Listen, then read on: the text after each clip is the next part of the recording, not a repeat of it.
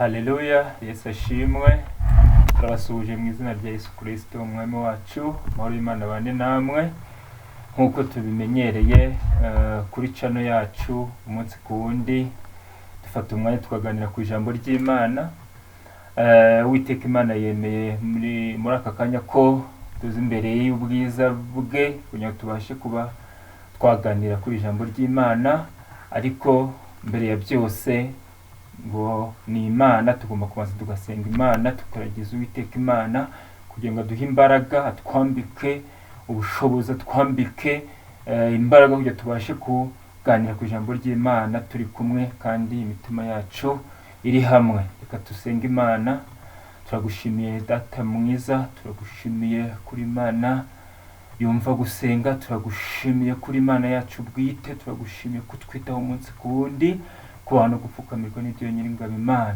Wabanye natwe Data, warinze ubwoko bwawe, warinze abadukurikiranye muri aka kanya aho bari hose, yaba bari mu Rwanda, yaba bari mu mahanga, mu bihugu byose bitandukanye by'isi yose. Data wabarinze kubana gupfukamirwa n'ibyo Nyiringabo Imana. None uratwemereye muri aka kanya kugira ngo tuze imbere y'ubwiza bwawe, tubashe kuganira ku ijambo ry'Imana, ijambo rya Nyirijambo, ijambo ryawe. Data mwiza, turagushimiye ko tubumbuye iminwa yacu kugira tubashe kuvuga. Turagushimiye Data ko wemeye tukaba twarebye bigakunda. Hari benshi Uwiteka Imana Nyingabo bitemeye, ariko twebwe watwemereye kugira ngo tubashe kuba Data tuzi imbere yawe, tuzi imbere y'ubwiza bwawe. Ushimirwe kandi urebwe icyubahiro. Dusengeye bene Data bose bagiye gukurikirana ijambo ry'Imana kugira ngo bagirire neza. Uwiteka Imana Nyingabo bivomesho byabo, Uwiteka Data Nyingabo babashe kuza gusubirayo byuzuye, kandi Uwiteka Imana Nyingabo ntagire uza basubire yuko yaje. Bana natwe tugirire neza, byose tubisabye twizeye mu izina rya Yesu Kristo umwami wacu, amen. Shalom shalom. Yesu ashimwe. Ndagira ngo muri aka kanya dutangire icyigisho cyacu.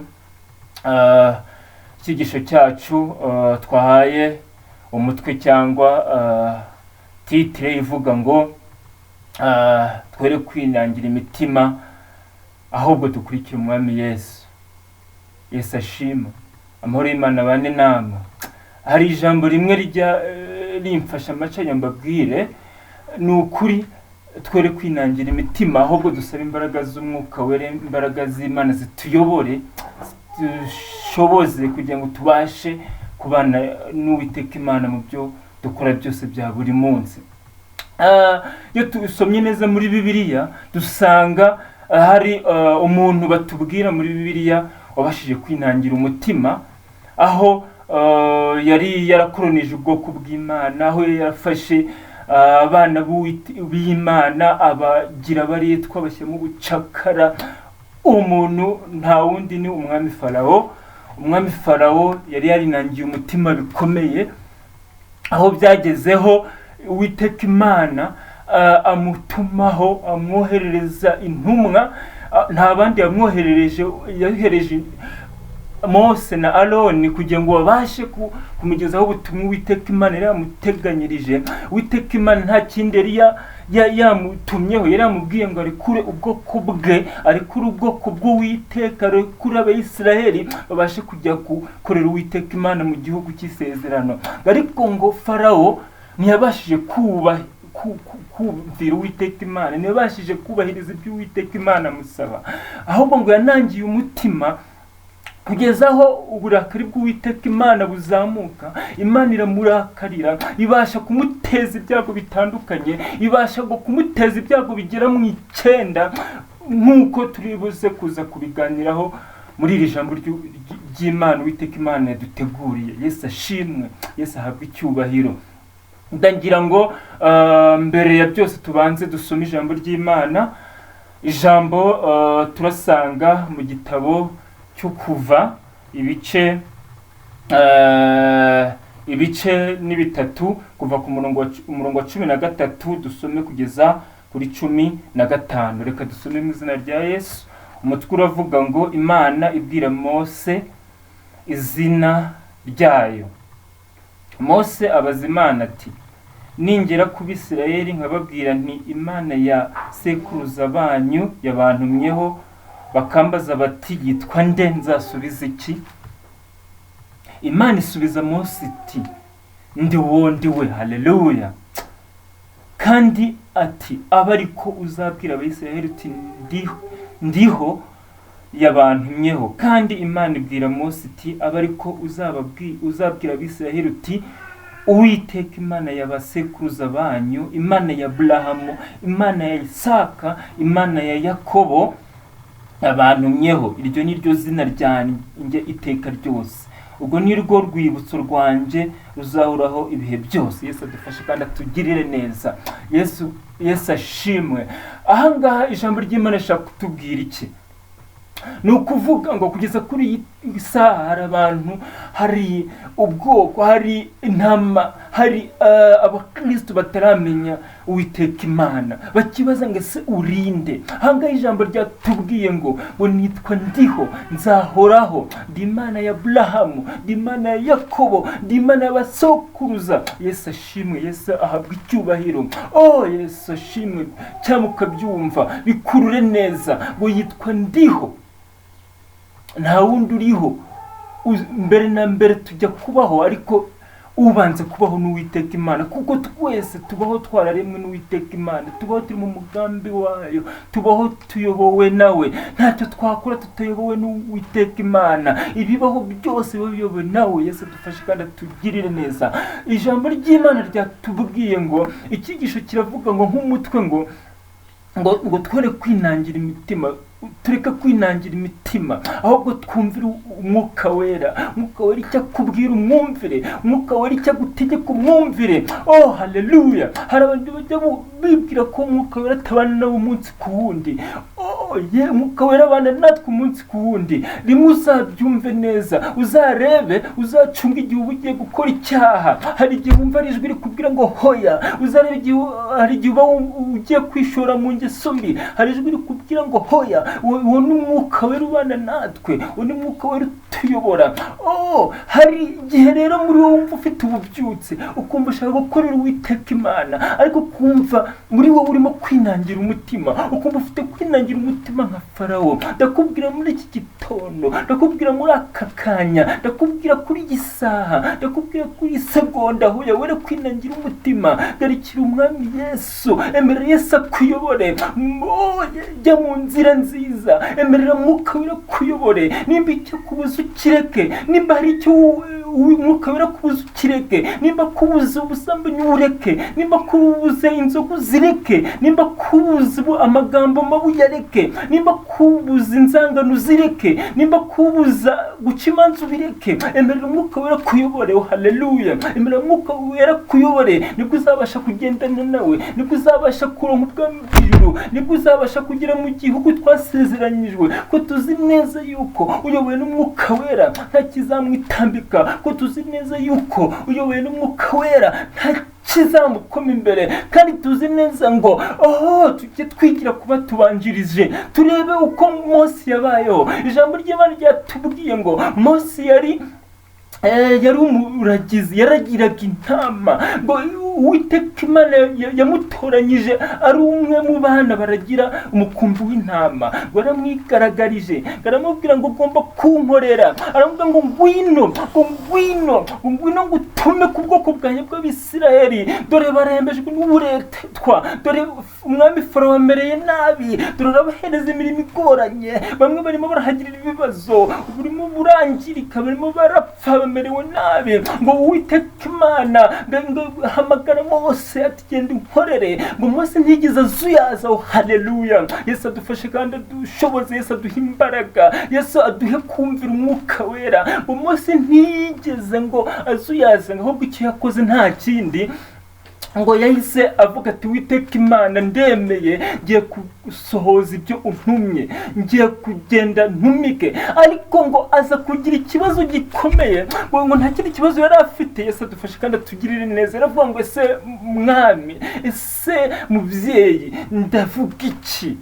Yesu adufashe kandi atugirire neza. Rimwe na rimwe haryo usanga tuvuga ngo ese ngo ninkorera Imana ngo ninsenga ngo ndavuga iki ngo nta magambo mfite, ariko twemerera Umwuka Wera tuyobore nk'uko Mose yemerera Umwuka Wera aramuyobora. Nta kindi nuko yemeye kumvira Uwiteka Imana, aremera igikoresho cy'Uwiteka Imana, ngo Uwiteka Imana ngo nta kindi, Uwiteka Imana ngo aramubwiye ngo nimba oh haleluya, oh haleluya, oh haleluya. Yesu adufashe kandi atugirire neza. Ngo nimba ngo mpumura impumyi zikareba, ngo nimba ngo nkora ku munwa w'ibiragi bikavuga, ngo nimba nkora ku matwi bikumva, ngo ese wumva ko kuba naguha icyo wavuga kuko ijambo byananira. Yesu adufashe kandi atugirire neza. Ijambo riratubwira ngo Mose nta kindi yaragiye, ngo Uwiteka Imana aramubwira ngo nubwo nta jambo ufite, ngo nubwo urimo kuvuga ngo ntacyo ushoboye, ariko ngo ndasa kuguhuza na mwene so. Nta wundi mwene so yavugaga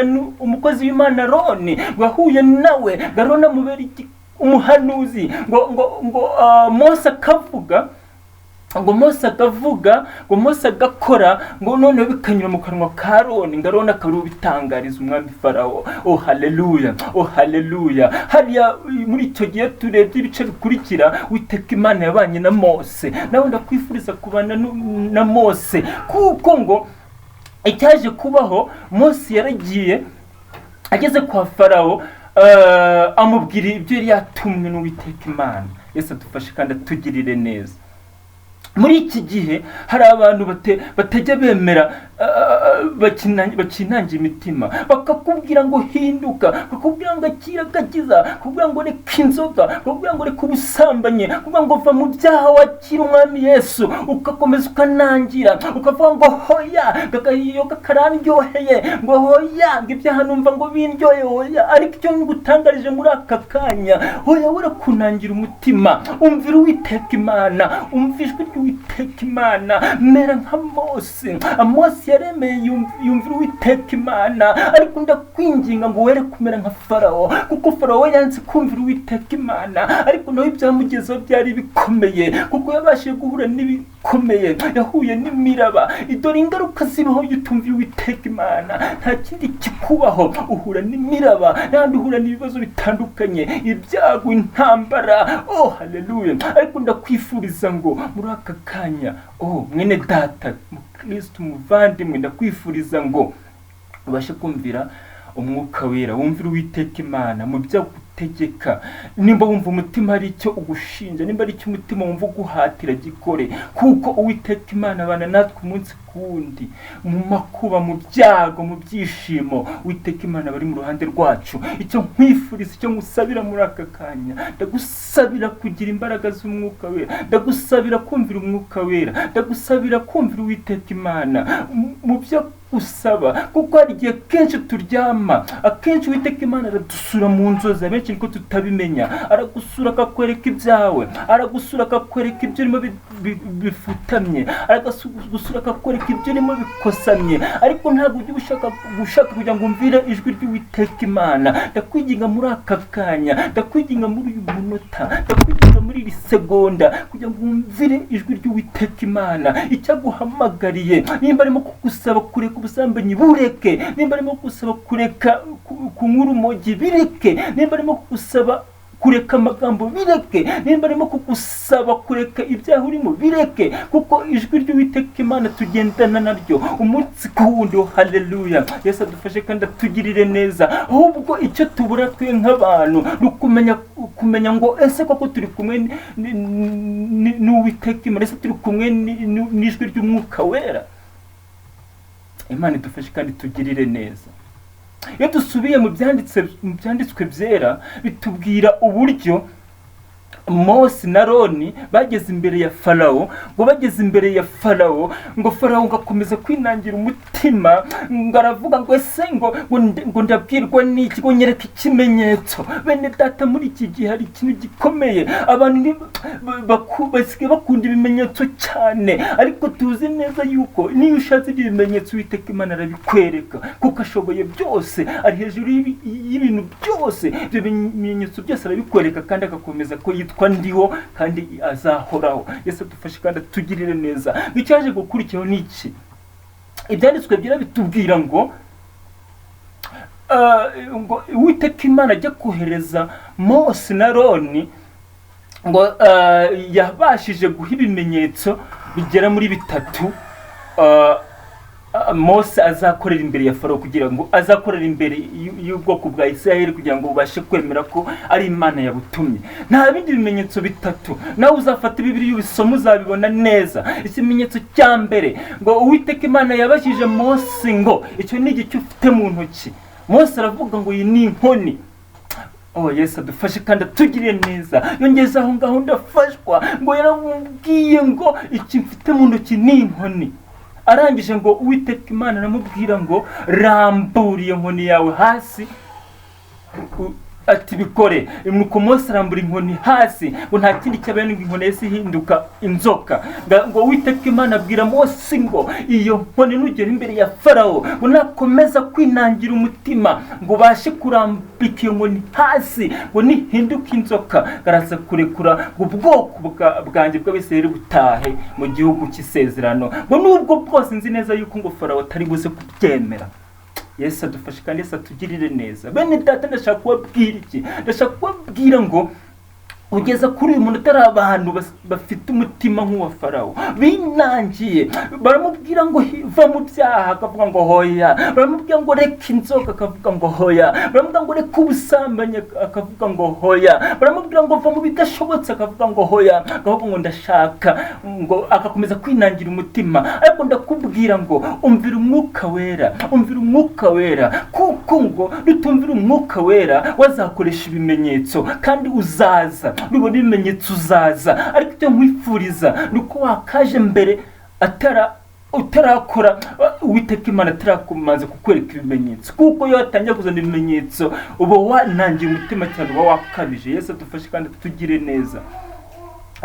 Ikimenyetso cya kabiri Uwiteka Imana yabashije kubwira Mose, yaramubwiye ngo nakomeza kunangira umutima ngo uzabashe kuba wamwereka uburyo ndi ushobora byose, ndi Uwiteka Imana. Uzafata ikiganza cyawe ubashe kuba wakwereka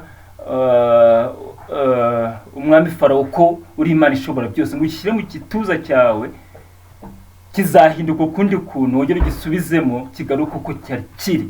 Ibyo byose yarabikoze, ariko Farawo we yarafite umutima unangiye, yanze kumvira ijwi ry'Uwiteka Imana. Bene data, muri iki gihe hari abantu bafite imitima yinangiye nk'iya Farawo, bakumva yuko badashobora gukora icyo Uwiteka Imana basaba, akavuga ngo hoya, ndaguma mu byaha, ndakora ibyaha uko niboneye. Ariko muri aka kanya ijambo ry'Imana riratubwira ngo tugire umutima utinangira, tubohoke, tubashe gukorera Uwiteka Imana nta kimutima udushinja. Yesu adufashe kandi atugirire neza. Icyaje gukurikiraho byaritswe byari bitubwira ngo icyaje kubaho, Farawo yakomeje kunangira umutima, abasha kwanga kurekura Abisiraheli. Icyaje kubaho, Uwiteka Imana yaje guteza ibyago bigera mu 9.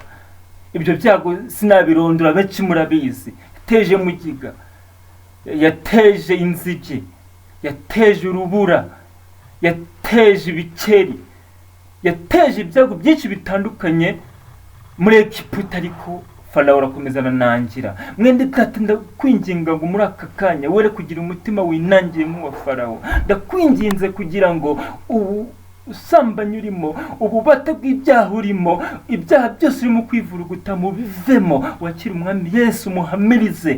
Haleluya, haleluya. Muhamirize nk'umwami n'umukiza. Arakugirira neza, arakubatura, arakuvana muri ibyo byaha. Arakugira umuntu mwiza ukorera Uwiteka Imana. Nujya utambuka bavuga ngo dore umukozi w'Imana aratambutse, nujya uvuga bavuga ati umukozi w'Imana arimo kuvuga. Ugira imico myiza, kuko Uwiteka Imana ni cyane kukambura muri aka kanya. Yesu adufashe kandi atugirire neza. Icyamuka urimo kubyumva neza, icyamuka urimo kubikurura neza. Uwiteka Imana gushoboze kandi aguha imbaraga. Yesu adufashe kandi atugirire neza. Ese mwene data, nkubaze muri aka kanya, ese ujya wumvira Umwuka Wera? Ese iyo ugiye gukora ikibi umutima ukakubwira ngo wigikora have kireke? Ese ujya wumvira umutimanama. Ese mwene data nkubaze, nongera nkubaze muri aka kanya, Uwiteka Imana ibyo agusaba, inzozi urota uziha agaciro? Uwiteka Imana tugendera mu buryo butandukanye. Ashobora kuza akakuvugisha mu ijwi riranguruye, ashobora kukugenderera mu nzozi, ashobora kugushyiramo umutimanama akati kora ibi byiza, reka ibi. Ubwo bwose ni uburyo Uwiteka Imana tugenderera. Ese ubasha kumvira umutimanama wawe? Ese ubasha kumvira Mwuka Wera? Ndagusabira nkwingingira muri aka kanya kugira ngo ubashe kugira kugira imbaraga ziguha kumvira Mwuka Wera. Uwiteka Imana gushoboza guha imbaraga, ubashe gukora ibyo Uwiteka Imana ashima, ubashe kumvira Umwuka Wera. Uwiteka Imana kurinda umutima winangiye nk'uwa Farawo, ahubwo ubashe kugira umutima umenetse, umutima uhinduka, umutima wumva ko ugomba kuva mu byaha, umutima wumva ko ugomba gukorera Imana, umutima wumva ko ugomba kubana n'Imana ibihe byose. Yesu adufashe kandi atugirire neza. Bene data, icyo nshaka kubatangariza muri aka kanya, ndashaka kubwira ngo ubishoboye, bishobotse wakumvira Mwuka Wera, bishobotse wagenda n'Uwiteka Imana, kuko ibyo turwana nabyo si ibyambaye umubiri n'amaraso, turwana n'imyuka mibi. Niyo mpamvu bisaba kugira ngo twambare imbaraga z'Umwuka Wera zituyobore, kuko nutabasha kuyoborwa n'imbaraga z'Umwuka Wera ntabwo uzabasha kurwanya ibyo bibi, ntuzabasha gutsinda iyo myuka mibi tugendaho umunsi kundi. Niyo ituma ukora ibyaha, niyo ituma wijandika mu busambanyi,